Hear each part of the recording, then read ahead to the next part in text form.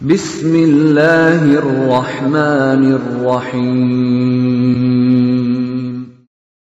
وَلْتَكُنْ مِنْكُمْ أُمَّةٌ يَدْعُونَ إِلَى الْخَيْرِ وَيَأْمُرُونَ بِالْمَعْرُوفِ وَيَنْهَوْنَ عَنِ الْمُنْكَرِ. Bismillahirrahmanirrahim. Assalamualaikum warahmatullahi wabarakatuh. Bapak dan Ibu kaum muslimin, muslimat, insyaallah kita akan lanjutkan pembahasan kitab Subulus Salam oleh Syekh Imam As-San'ani dalam kitab Taharah. Kitab ini adalah kitab sangat klasik, merupakan kitab syarah dari kitab Bulughul Maram oleh Imam Ibnu Hajar Al-Asqalani.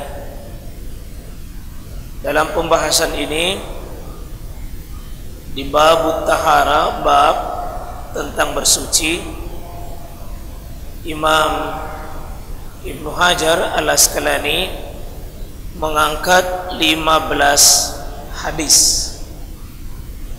Dan kita masih berada pada hadis yang kedua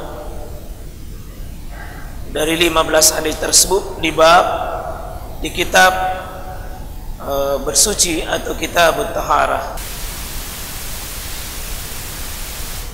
Di hadis yang pertama saya ambil potongan matannya di situ.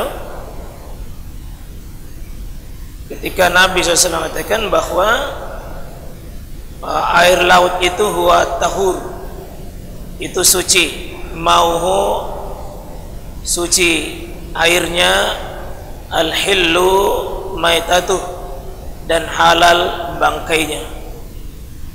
Jangan ragu kalau air laut Pak ya. Sekarang kita masuk di hadis yang kedua. Hadis yang kedua ini bicara tentang hukum asal. Air ini adalah suci. Ini hukum asal. Kita akan bicara dengan hadis wa an Abi Sa'id Al-Khudri. Abu Sa'id Al-Khudri. Ini hadis yang kedua. Ini kita ketahui Abu Sa'id ini seorang sahabat yang tinggal di daerah Madinah. Dari kata Khudri karena nama kampungnya adalah yang bernama Khudrah. Dia seorang sahabat yang banyak meriwayatkan hadis. Abu Sa'id Al-Khudri 84 hadis yang beliau diambil hadisnya dan ditulis oleh Imam Al-Bukhari dan Muslim di kitab As-Sahihain. Hadis ini beliau sampaikan di hadis Abu Sa'id Al-Khudri. Beliau mengatakan qala Rasulullah sallallahu alaihi wasallam, Nabi bersabda, innal ma'a tahur, sungguh air itu suci. Lalu ditegaskan la yunajjisuhu syai'un, tidak ada yang bisa menajiskan air itu sedikit pun. Jadi air itu adalah suci. Maka kalau menemukan air Pak, selama tidak menemukan bukti najisnya, kita hukumnya air itu suci. Itu hukum asal itu. Air apapun, ya, air apapun, semua jenis air itu hukum asalnya masuk di sini. Innal ma'a tahurun, air itu asalnya suci. Dan Nabi tegaskan la yunajjisuhu syai'un. Ya. Kalau diambil ini, air itu tidak pernah jadi najis. Kalau potongan pertamanya tadi innal ma'a tahurun, air itu suci, hukum asalnya air ini suci. Semua jenis air hukumnya dulu suci. Yang bisa mengeluarkan nanti kesuciannya kalau ada bukti secara dalil bahwa itu najis. Ya, itu dulu. Hukum asalnya air itu suci. Dalil ini yang dipahami oleh mazhab Az-Zahiriyah. Di mazhab Az-Zahiriyah selalu mengambil zahirnya, Pak. Maka disebut Az-Zahiriyah. Bahwa air itu aslinya suci dan tidak akan jadi najis. Nah, cuma masalahnya ketika Nabi sallallahu alaihi wasallam mengatakan izastaqaza, apabila kalian bangun, ahadukum kalian bangun, fala yudkhil yadah, jangan kalian memasukkan tangannya fil ina, pada wadah itu. Kalau kita bangun tidur, Pak, ya. Kalau bangun tidur jangan memasukkan tangannya langsung di baskom, di timba, di ember. Hatta yaghsilha salasan, sampai dia mencuci 3 kali. Itu artinya apa? Hadis ini seolah-olah membatasi hadis itu tadi, bahwa air itu suci, tidak ada yang bisa menajiskan. Tapi kalau hadis ini, hadis sahih juga, ya, bahwa apabila kalian bangun tidur, kalau bangun tidur dikhawatirkan apa, Pak? Tangannya ini membawa najis.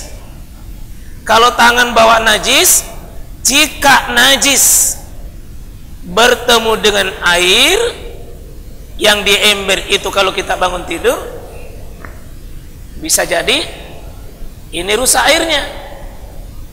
Berarti hadis yang pertama tadi mengatakan la yunajjisuhu syai', tidak ada yang menajiskannya, itu dikeluarkan hadis itu oleh hadis apabila kalian bangun tidur jangan dulu langsung masukkan tangannya.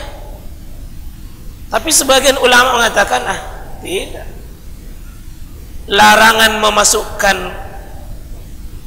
tangan ke dalam bejana itu karena bisa jadi ini bukan ilat ada najisnya, tapi karena ini memang ta'abbudi, beribadah namanya tanpa diketahui sebabnya. Yang jelas kau bangun tidur jangan kau masukkan tangan. Bisa juga bermakna bahwa mencuci tangan itu bukan wajib, cuma sunnah saja, tidak wajib. Kalau ini tadi airnya suci, ya tetap suci dan tidak ada yang bisa menajisinya. Termasuk kalau dia kedatangan najis. Tapi kalau hadis ini kita pakai, ya seolah-olah air itu dinajisi oleh sesuatu. Itu bang, bisa kita lihat, ya. Iza walagal kalbu, apabila anjing itu minum atau menjilat di mana? Fil ma' ad-daim, ya. Kalau fil ina, di wadah anjing, Pak, ya. Anjing bawa apa? Najis. Kalau dia menjilat di tempat wadah itu, kata Nabi SAW, maka apa lihat cuci dia sab'a marat, cuci 7 kali. Ini juga dipahami berarti anjing bawa najis. Kalau begitu najisnya bisa mempengaruhi air, karena disuruh cuci 7 kali dan disuruh buang itu air. Air yang sisanya tadi itu disuruh buang. Berarti seolah-olah bertentangan dengan hadis la yunajjisuhu syai'. Tapi lagi-lagi sebagian ulama katakan anjing minum di wadah itu, lagi-lagi juga tidak diketahui sebabnya. Nabi mengatakan ya yang penting kalau ada anjing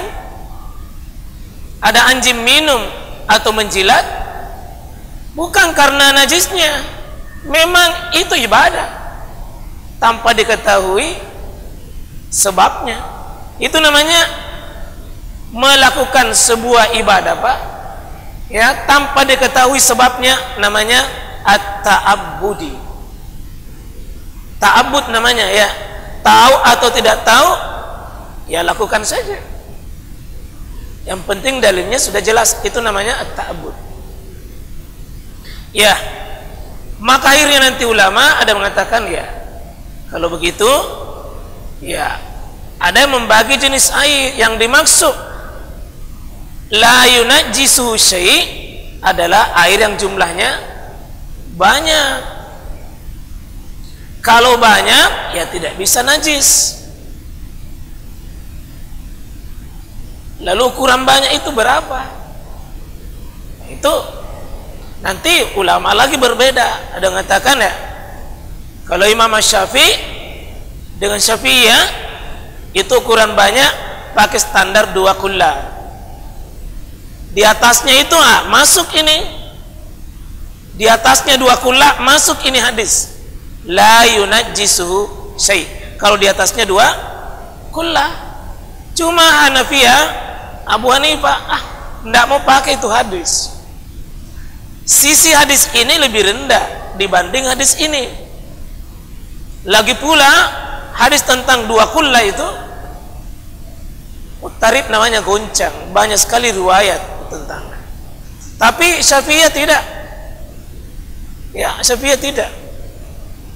Nah, ada lagi yang memakai bahwa kurang banyaknya itu ya, kalau goyang di sini dengan di sana sedikit. Kalau di sini goyang, di sana tidak goyang, sudut itu. Kalau dia tidak goyang berarti tidak terpengaruh, berarti banyak. Nah, begitu logikanya, Pak. Kalau dia ember dikasih goyang satu, goyang semua sedikit.